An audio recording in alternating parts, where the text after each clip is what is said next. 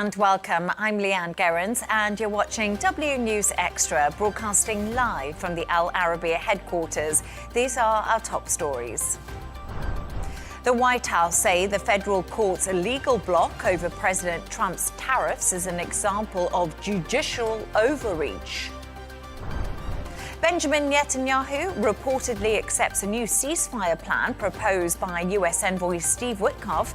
Meanwhile, Hamas says it's stunning it. And the European Union officially lifts the majority of its economic sanctions on Syria.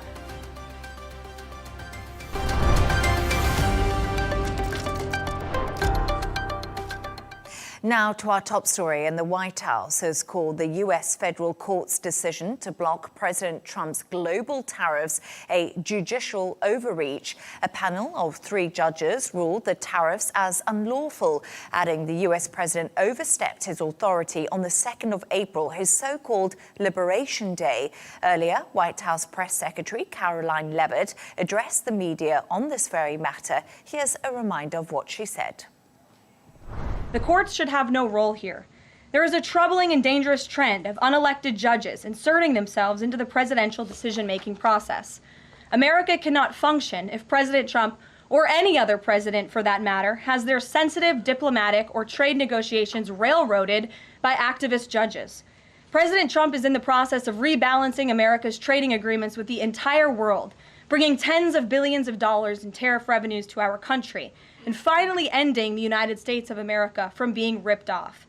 These judges are threatening to undermine the credibility of the United States on the world stage. The administration has already filed an emergency motion for a stay pending appeal and an immediate administrative stay to strike down this egregious decision. But ultimately, the Supreme Court must put an end to this. To discuss this and all of today's stories, I'm joined by correspondent and columnist Gemma White and business editor of Gulf Arabian Business Insight, Shane McGinley. Thank you so much for joining me this evening. Shane, I'm going to start with you. We just saw Karoline Leavitt there. What are your thoughts on what she had to say? Yeah, she was angry, wasn't she? So. She seemed a little bit exasperated. Yeah, she did. Well, the first thing I would pull up on is that she said that it threatens to undermine the US credibility on the global stage, which I think is quite ironic, because I think personally it actually reinforces the credibility on the world stage of the US, because if you look at the 3 sections of the government, there's the courts, there's executive Trump, and then there's the legislature, and I think this actually reinforces American democracy on the world stage. So I think it's a positive thing. And if anything, I think the tariffs and the sort of back and forth and the sort of flip-flop of that's what was damaging the credibility of the US, because, you know, the markets and everybody else in every country and businesses, they like consistency. And there was a great quote I saw during the day where they said, this is just more noise and uncertainty. So hopefully if this drags on through the courts, we'll have sort of maybe a certain level of less noise and a bit more certainty in the kind of months or years to come, depending on. And then finally, I think it's ironic that she was questioning the courts while at the same time pushing it to the Supreme Court. Mm-hmm. So in a week's time, if the Supreme Court rules in Trump's favor, are we going to replay that same sort of clip of her saying that this is brazenly abusive of the judicial power? So, you know, she has to make her mind up. Is she going to be for courts or against courts before they go to the Supreme Court? Gemma, I don't know what you think, but a really dramatic turn of events with this blocking from the court. Yeah, I was just wondering, do you think the Supreme Court will side with Trump? Well, I would have always said yes, because he elected a couple of the judges that were conservative leaning and would have been Trumpian, but it's become less clear sort of recently. So I don't know. I kind of like hope that they will, so it'll bring some sort of consistency. And also as a news journalist, I hope it just drags on and there's lots of drama and lots of shouting and screaming and stuff like that. So. But it's quite interesting, because I was speaking to Angie Wong a little bit earlier in our first show, who is on the Miami GOP committee, and she was saying to me, this could take 2 years if it goes to the courts, and it does drag on.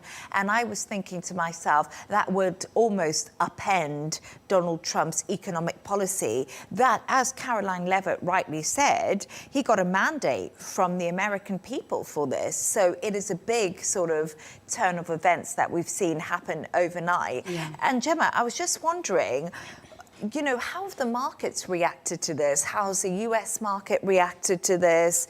And is it a good sign in some ways? I think it's important to remember the markets have been in turmoil since Trump began the tariffs.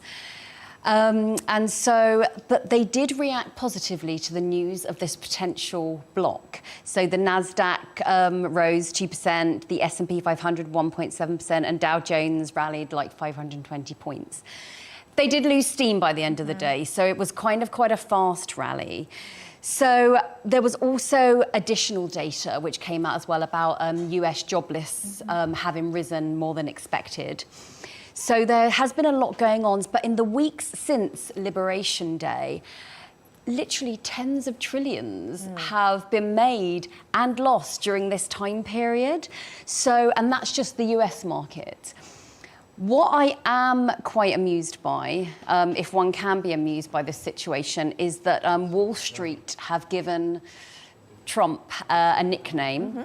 It's now called the taco trade. So taco, TACO, and it stands for Trump always chickens out. Interesting. So the bankers have given him this new nickname. It's now called a taco trade whenever he announces anything to do with tariffs. And obviously it's about the reversal of the EU tariff and backtracking with China as well.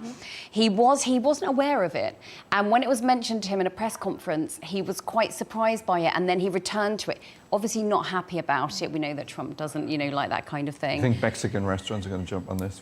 I mean, Taco Tuesday is a thing, isn't it? That it must be, they must be rubbing their hands together thinking, let's kind of capitalise on that. So yeah, now even Wall Street's kind of having a bit of a laugh at his expense now as well.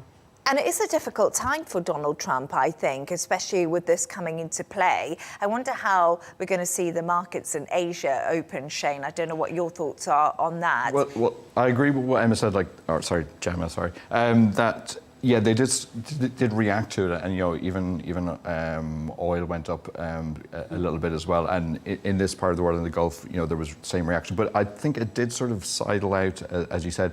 And I just wonder, is there a little bit of sort of tariff fatigue setting in, where people are like, oh, here we go again, but it'll change soon. But I think this one is probably slightly different because it's a court case related that, like you said, could drag on considerably.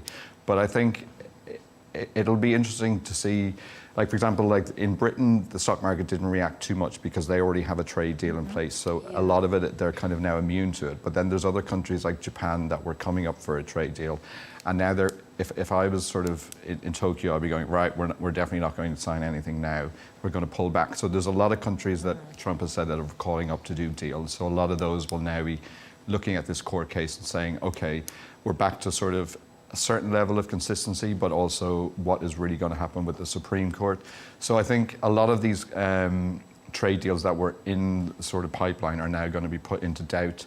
And also then as well, Trump kind of loses this sort of tariff leverage that he has been, the momentum of it as well. Absolutely. Yeah. And do you remember we always heard from the White House, they've had all the hundreds of calls from countries wanting to make a deal, deals are on the table. Yeah. And now all of a sudden, as you say, that momentum has been rolled back slightly. It kind of like, has the phone gone silent kind of thing. Does the UK look a little bit foolish as well for having gone in so quickly as well? It was seen as a big win for Starmer, and now he's sort of looking a bit, oh, right, you were very quick to do that. Yeah.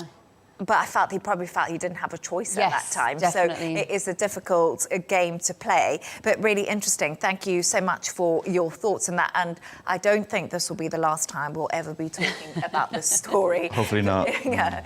But let's stick with Washington now.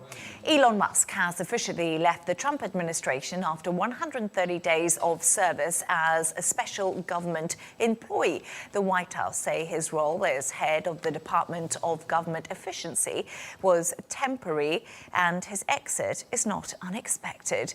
Posting on his own platform X, the world's richest man said, As my scheduled time as a special government employee comes to an end, I would like to thank President Donald Trump for the opportunity to reduce wasteful spending. The Doge mission was only strengthened over time as it becomes a way of life throughout the government. Earlier, I asked Miami GOP committee woman Angie Wong for her thoughts on his departure. I think Elon Musk did a great job in the 130 days that he was allowed to do his job as a special federal employee, and that is the cap off 130 days. Look, you need the hatchet man to come in, and Trump is that guy as well. So along with Elon Musk, who had not only the skills to do the audits and do the digging, he also had the largest digital microphone today with X. So he was able to showcase all the fraud, waste, and abuse that was happening in our U.S. government to save American taxpayers. And that's so we're very thankful for his service. There we are. So thankful for his service. Musk walks away. Do you think this is the last we'll hear from him? From my perspective, unfortunately not. Although I think he's been burnt in politics. So is it the last we've heard of in politics? For now, because I don't think he's the kind of guy. He's very similar to Trump. He doesn't like to lose, and he has kind of lost a little bit. So he's done 130 days, and he gave an interview with the Washington Post this week. He said, the federal bureaucracy situation is much worse than I realised. And again, I think he thought he could come in and perhaps apply business methodology to politics. As Trump is finding, they are very different things. He also lamented that Doge had been turned into the whipping boy that became the focus of criticism for anything that went wrong with the White House.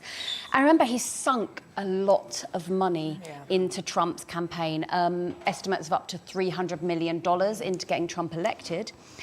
And he called Trump his first buddy. So they were very tight for a very long time.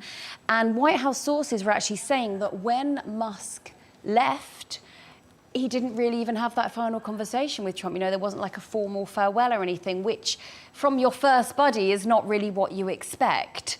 And then there's also the Wisconsin judicial candidate, who he backed, famously went on stage with a cheese on his head. He spent around 25 to 30 million, and his candidate lost, and it was a huge story because he was offering voters those £1 million checks on stage, to vote for his candidate. And so I do think there's an element of him leaving with his tail between his legs, which I think is not a position that's very familiar to him. And I think that that's a hard part, isn't it? Because we've also seen during his 130 days with the Trump administration, Tesla has sunk. Tesla has gone through a really hard time reputationally with Elon Musk being Donald Trump's first buddy.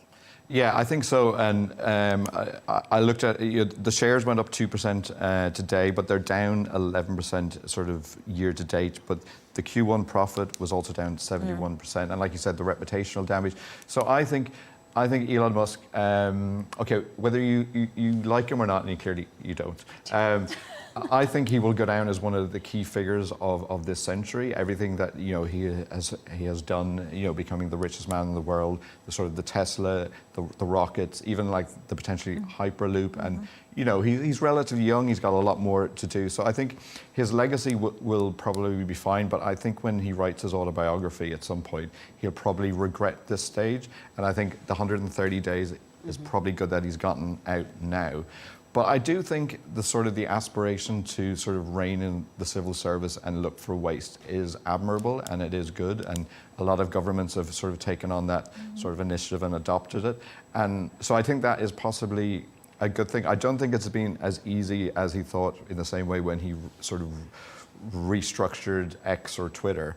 So I think, yes, his legacy will be fine, but I think he will regret this sort of stage in his career, which I think is going to keep going on for probably decades to come. And what I find is interesting is, like you said, maybe Doge is a good idea in principle, but it was just executed Yeah, I mean, very, very badly. 260,000 people have lost their jobs, and we can't forget that. That's that's livelihoods gone, and people who've been in those positions for years and years. And I guess government jobs did you think it was a job for life, wouldn't they? It would be that kind of thing. But also, I think now, because he's sort of out of the government, I think he's already started to be more critical of Trump. If you look at sort of the big, beautiful bill he's come out against and said we should be saving that money and not using it to increase, or we should reduce the US national debt. And I found like a really good survey that was done by a publication called Politico, and they analysed Trump's posts on Truth Social, and they found that he used to sort of reference Elon Musk almost daily, but in the last couple of weeks that has sort of disintegrated or reduced a lot. So I personally thought the two of them would clash like spectacularly, really, really, really quickly. So it hasn't been the sort of great big fight that I was really hoping for and expecting. But I think now that he's out of the White House, he's got more sort of potential to sort of say what he wants, which he generally always seems to do. So I think we may be in store for some nice... I don't think he reined that in at all during his time. But I do think it's fascinating because Musk insulted Trump's chief economic advisor, Peter Navarro, calling him dumber than a sack of bricks. Yes. So, even though he had this bromance with Donald Trump, and loads of people kept on thinking, how long is this bromance going to last? Yeah. So 130 days hasn't been a bad stint, but now I think Musk is saying, I'm going to go back to business, I'm going to go back to SpaceX, I'm going to go back to Tesla, I'm going to go back to what I'm good at. All places that he's in complete control of, which is so interesting. Obviously, the White House, I think he thought he was going to get a lot of control, and he did for a while, but ultimately the control was always with Trump, but he's so used to running his own business and have everyone do what he asked them to. And he wasn't an elected member. Yes. I think that was another hard part for Elon Musk. But really interesting conversation. And the bromance did last 130 days. Probably longer than many expected, but I'm sure we'll hear about Elon Musk again. Thanks for your thoughts on that. Now let's move on to another story. According to Israeli media, Prime Minister Benjamin Netanyahu has said he's accepted a new ceasefire plan proposed by US envoy Steve Wickoff. Meanwhile, Hamas says it's studying it. It comes as Israel announced plans to establish 22 new settlements in the occupied West Bank, marking the largest expansion in decades. Earlier, I spoke to Asher Friedman, former Ministry of Strategic Affairs official and the director of the Mizgav Institute for National Security. I asked him what happens if Hamas does not accept this proposal. Hamas's primary goal from the outset has been to survive. If it survives, if Israel retreats and it holds a big rallies in Gaza City, it will be seen as the victor. And therefore, it's unlikely that Hamas will accept any deal that doesn't have a permanent end to the war that leaves it in power. Israel has launched the Gideon's Chariots operation in Gaza. It's really the first operation that we've seen that's truly designed, truly calibrated to achieve this goal of dismantling Hamas as the dominant military and governing power. Shane, it's been a few hours after Israel made that announcement. Still nothing clear from Hamas at this stage. Could this be the agreement we've all been waiting for, or are we hedging our bets here?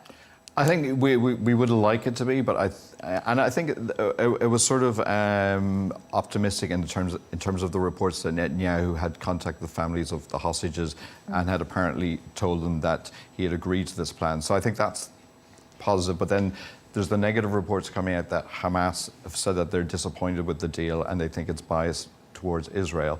So I think I'd like to be optimistic, but I'm probably not really going to be in the long term, especially when you look at there's the complications over the delivery of the aid, and then, as we mentioned before as well, in terms of the settlement in the West Bank. So I think I'd like to be optimistic, but I think this is going to drag on, unfortunately.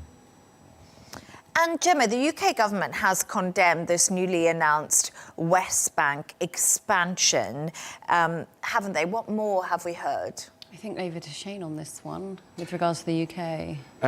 Yeah, they did come out and they have condemned it, and a lot of other countries have sort of followed suit, including Ireland, which has always been sort of staunchly pro-Palestine and has recognised the Palestinian state and was one of the first countries to do that. And even though Ireland is quite a small country, even not on the scale of the UK, they do have a lot of sway in Europe, and the Irish Deputy Prime Minister was coming out quite aggressively, giving out about both the settlements and the aid issues. So I think, if they start seeing sort of a backlash from the European Union, then I think that may have some sway in sort of Israel. But I think unless Hamas backs it, then it's just all immaterial, really. I don't know, Gemma, what are your thoughts? I mean, with regards to the two-state solution that's been discussed for decades now, really, I think that's off the table almost. It's almost unfeasible right now. I can't even see it in the future. I think what's interesting is that the settlements are said to have been put in place by Defence Minister Israel Katz and Finance Minister Bezalel Smotrich. Now, Smotrich has said that it's his life's mission to thwart the establishment of a Palestinian state. So when it's coming from someone who firmly believes that that's their life's mission, then you're not going to see any kind of solution. No one's going to come to the table. It's not, this is what we want. It's going to be about what one person wants.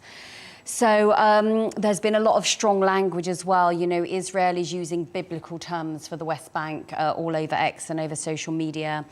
And Katz has said that the 22 new settlements are a move that prevents the establishment of a Palestinian state that would endanger Israel. So still this language of aggression, this language of there's going to be zero talk, zero conversations. Yeah, it's you can't even really see it on the horizon. And I would agree with that, because the guest I spoke to earlier, who we just saw a clip of, he made that quite clear. He kind of said the two-state solution is something that was brought together a long time ago. Things have changed a lot. Hamas is infiltrating the West Bank.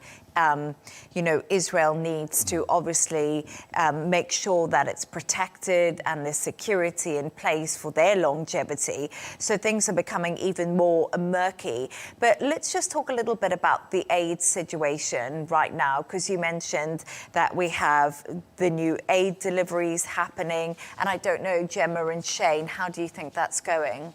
It's not going very well, is it? The UN and Israel are now having a war of words, so that's kind of added into the mix and the confusion. I think, and the pictures that are coming out is that they're heartbreaking, and I think it means that we need to have a ceasefire. Like it's just ridiculous that we don't, like that the aid can't get in, and I think it's just going to re-emphasize the sort of negative view of Israel, and I don't really understand their policy in not letting the aid in.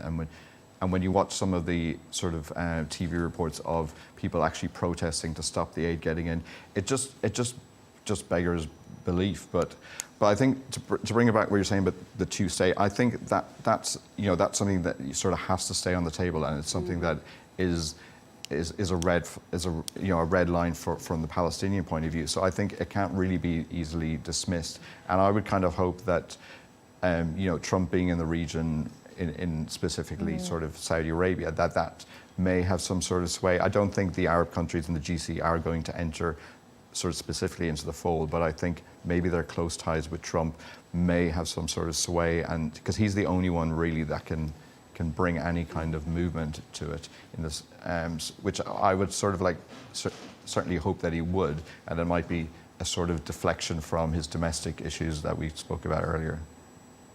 And I was actually just having a look at, according to Israeli media, the Wickoff Plan calls for a 60-day halt in fighting, during which 9 living hostages and half of the known hostages who have died to be released. That will happen in 2 phases over the course of 1 week. Reports also suggest that humanitarian aid going into Gaza would resume through the UN and international aid agencies. So this is something the US is obviously looking at closely, because I just don't think the world can let this carry on. The argument now is well, from the UN's perspective, that they're using a delivery agency that the UN fundamentally disagrees with. So it's not the UN who's bringing the trucks in. It's a separate organisation called the Gaza Humanitarian Foundation, which is a private US-backed aid group. And they have their own distribution system. So that's further complicated things, where you have the UN is unhappy with this new distribution company that Israel supports and the US supports. So, and we saw obviously the Palestinians storming the warehouse in central Gaza, which is a terrible thing, you know, to have to see that you're so desperate for supplies and food that you're just, the society is breaking down, obviously. Yeah, and obviously the World Food Programme reported there was 2 possible deaths in relation to this. But yeah, so we're having all these little minor disagreements break out as well, which I feel are muddying the waters further, when the actual, at hand, the big picture is to get the aid to the people who need it. And I think this is where the difficulty is coming in, because the Gaza Humanitarian Foundation has 3 distribution centres, but they all seem to be in the south of Gaza. So people are starving in the north and they're having to walk through a conflict zone just to get aid. And obviously when they get there, the desperation is obvious. But it's really interesting. We'll have to wait to see what Hamas comes back with. But I think that a halt in fighting is probably what lots of people are working towards. Thank you so much for your thoughts on that. Let's move on to another story. South Korea will head to the polls on the 3rd of June to vote for the country's new president. However, a very obvious political divide is appearing amongst young men and women, with a major backlash expected for the Conservative Party when it comes to the female vote. And actually, it's not just South Korea. Across the globe, a trend is forming amongst Gen Z, with young men voting for right-wing parties, whilst young women are actually leaning left. So, Gemma, what is the reason for this, and why is there such a split between the sexes? So, South Korea is a deeply patriarchal society. And so with a patriarchal society, you've got the kind of problems, you know, that are rife there, misogyny, you know, as the number one. So as an example, there's the South Korean Ministry of Gender Equality and Family, and in 2016, they found that domestic violence was at 41.5% in the country. Now the global average is 30%. So you have a lot of issues surrounding this split in the voting. Now women in South Korea are beholden to the men in their lives, particularly their father. They're held to very rigid beauty standards. It's interesting that we in the West, we you know, wow, Korean beauty has made such a huge impact. Forgetting that for the women of that country, the beauty standards that they're being held to are impossible. So it also has the largest gender pay gap in the rich world. Women earn 31% less than men.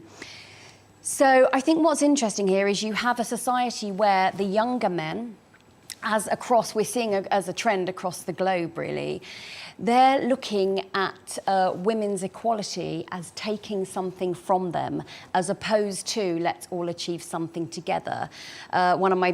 I'd say it's a favourite quote. One of my interesting quotes is, "To the privileged, equality feels like oppression." So it feels like they're having something taken away because their fathers, their fathers' fathers, they were sort of kings of their castle, I guess. And now this is a world where more women are going to university than men. And there isn't the automatic guarantee that because you're a man, you're going to get the job, you're going to get, you know, all these things that was promised to their fathers. So we are really seeing that when women are they're pulling back their equality, they're not being handed it, to my mind. Nothing's being handed to them. They are grabbing it with both hands. And it's seeing a lot of anger and resentment in young men who feel that they've been left behind. That's so interesting, isn't it? Because it's a difficult, big shift in the whole way that society works, if you think about it, because we're quite used to that in Europe now. In many senses, we have that equality and maybe we don't actually realise that somewhere like South Korea is going through a big shift at the moment. The most interesting thing I found about this, and this was 2016, so not that long ago, the fertility rate in Korea is very, very low, and it's now actually the lowest in the world. It's 0.78. So in 2016, the Korean government launched the National Birth Map, where they showed in every area of the country the number of women of reproductive age, as if they were livestock waiting to be bred. I couldn't imagine where I'm from in the UK. Liverpool has 20,000 women of reproductive age. It's shocking to think about it. But that is the level at which women are told what their expectations are. And because they're fighting back now, men are feeling the pressure on them a little bit more. But Gemma touched on it there. And we have seen this trend, actually, in Europe and the US and the UK. And I was just thinking about the UK and the Reform Party, obviously right-wing, but a majority of their voters was actually young men, which I thought was quite interesting. Yeah, and it's all sort of part of a sort of general trend, like it's sort of the Andrew Tate trend. Yeah, exactly. Which I saw there was movement on that recently. But I think it is a trend that was in Europe and it was in the US, and you kind of look at as well at Donald Trump. We always come back to eventually at some point. Trying to get rid of diversity. Nigel Farage was talking about getting rid of diversity, and I think it's just a case then once you sort of start with diversity, then you move to gender politics, and it's just it's going backwards rather than forwards. But I did look into sort of the US, and what I thought was interesting is that you would have assumed that women probably weren't voting for Donald Trump, and in 2024 it was fair enough to say that women, 44% only voted for Trump, but actually that increased from his previous elections. So that means that there's more women voting for Donald Trump in each of the 3 different elections he had, and it was 7 million more between the most recent time he won to when he ran for the first term. So you kind of go like, what the hell is happening, and why are 7 million more American women going, do you know what, I like the look of him? So there's a lot of dynamics going on, and one of the things that could be is that I read a report saying that women are less likely to vote. So I think in South Korea, if they really are sort of leading that and they want to make change, then they need to go out and vote and exercise their right to make change. It's interesting as well, like the more women voting for Donald Trump, the rise of the trad wife trend that we've seen across social media as well, which is huge. About conservative values. That's they're kind of been hand in hand, I think. I agree with that, actually, because that's been something that I have obviously been following slightly, and it's so interesting. I did try and look into why there was more women voting for him. Obviously, there was still women mostly voted for for Kamala Harris, but it said basically Trump deliberately targeted uneducated white women, and also a lot of those women did vote because they thought, okay, Kamala Harris is going on the sort of rhetoric of about abortion rights and fertility, but they just basically went with economy, and they looked at what Trump is going to do for the economy, and unfortunately that is what rules. So maybe if you look at how the economy is doing in South Korea, that may unfortunately be the determining factor when. South Korea is the same as many other countries. It's rising house prices. It's not as many jobs as well. Interestingly, what you were saying about diversity, the right-wing candidates in South Korea, they're running on a platform of abolishing the Ministry of Gender Equality and Family. So that's one of the things they say they will get rid of, which is obviously appealing to that voter base as well. Absolutely. And I do also think it's interesting because, male influence, and I think we have spoken about Andrew Tate a lot. There's been a lot of media around that and concern about young boys watching Andrew Tate. And there's also Joe Rogan. The TV show as well. Adolescence, the TV show. And Joe Rogan, but I would debate Joe Rogan was slightly different to Andrew Tate. But once again, it's sort of the UFC fighting, bringing men back to being like men. It seems a manly man. It's become a thing again, hasn't it? And I wonder if that's because us women, Gemma, sorry, Shane, we're just becoming more successful. Well, to be a manly man, then you should embrace the success of the women in your life. There is an economic theory that as women rise up in countries, the economy gets better. So yeah, bring it on. You know, I felt like if it means I can work No less, pressure. that's fine. yeah. Shane Well, we were like- talking about this earlier. Yeah. That the Washington Post did say that if this is a real thing where women are going more liberal, men are going more conservative, and they were saying like the Gen Z are going to struggle romantically because they're so disconnected in terms of politics. I think me and my wife are pretty much aligned, but you wonder as well, can you really sort of go out with somebody or marry them if you're completely polar opposites? Like if one is a Democrat and a Republican. I'd love to see the US breakdown of by couples. Are they, because you know the way you have to register as a voter, so the date is probably there. I think that would be interesting, but would you date a political? I'm not sure I could, adversary? to be honest. My husband and I are quite aligned, but I just don't think, because as well, so many issues in politics are women's issues, and they have real life consequences. So I couldn't be with someone who had willingly voted against something that could affect me or affect my health or something like that. Yeah, I just wouldn't be able to, no. You couldn't be a Melania Trump. I couldn't, no. I could definitely be a Melania Trump. I don't know why. I could. I don't feel like it should be something that gets in the way of things, but maybe I'm a little bit different on that, because I always think that you can always don't ever speak about politics and religion at the dinner table. That's basically, so I'd be a Melania Trump, I think. Sorry, Gemma. But then usually as you get older, you generally become more conservative and you move to the right wing. So what if your husband just wakes up and decides to move towards reform? You do wake up and you're like, get those kids off my lawn, and no more ball games out in the street. You just become a bit more like that. It's a shame. Yeah. Definitely. Down with those immigrants, guys. Well, that was a joke coming from Shane, and that's the only reason I laughed. But I just wanted to say we're going to move on to that part of the show which I really love, where Shane and Gemma, you've come up with a couple of quirky stories. And Shane, I found this quite interesting. British people are a lot less likely to swear compared to Americans. I think the British swear quite a lot. Yeah, I'm horrified that we come second. Yeah. Joe, the US was quite considerably far ahead. Like if you look at the actual graph. So I went and found the actual report. So I thought, well, you know, I did research studies when I was in college, like decades ago, and it was just yesterday. Yeah. And it was done in Australia, but it was actually based on the written word. So it was all blogs, you know, tweets, web content, all that. And I generally think I'm not going to go into the actual curse words because this is a family show.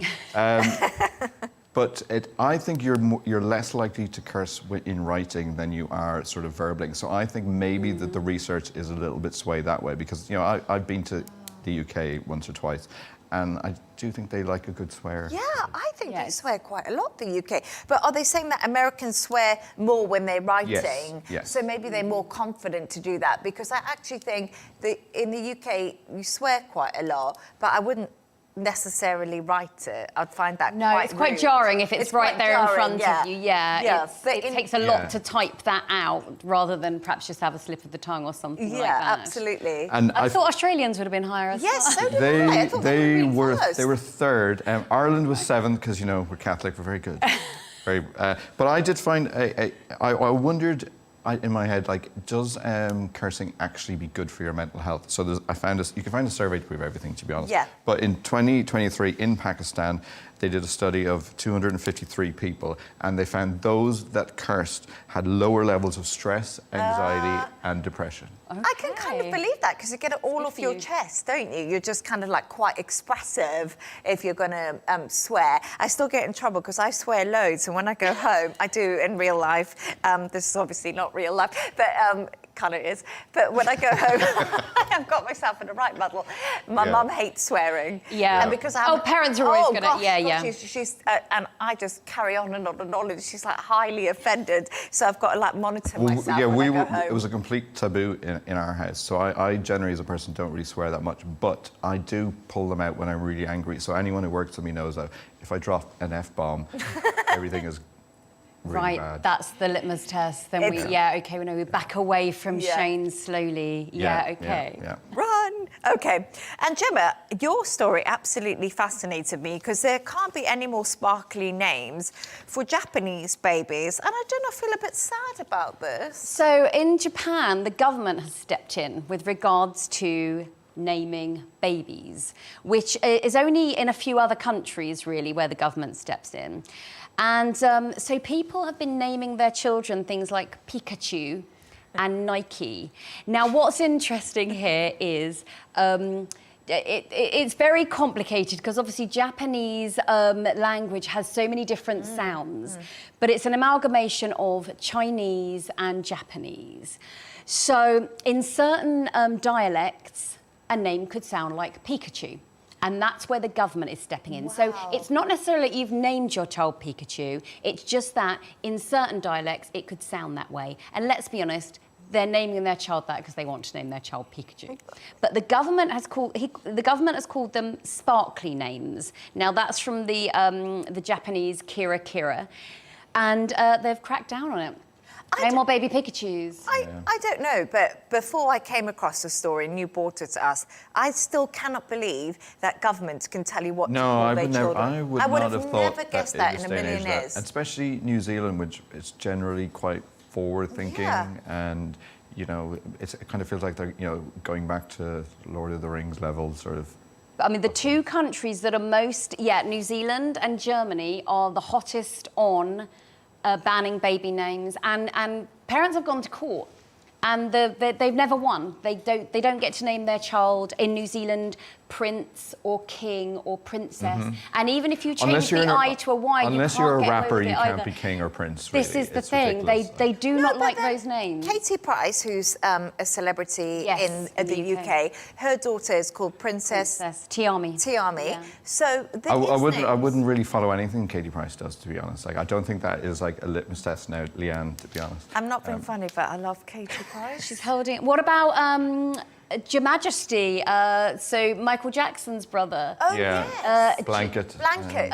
His brother named his son Your Majesty. Oh really? Jermaine Jackson named his son Your Majesty. Well, there we are. When I was on here a couple of weeks ago, we spoke about like the impact your name has, and we did find for that discussion that.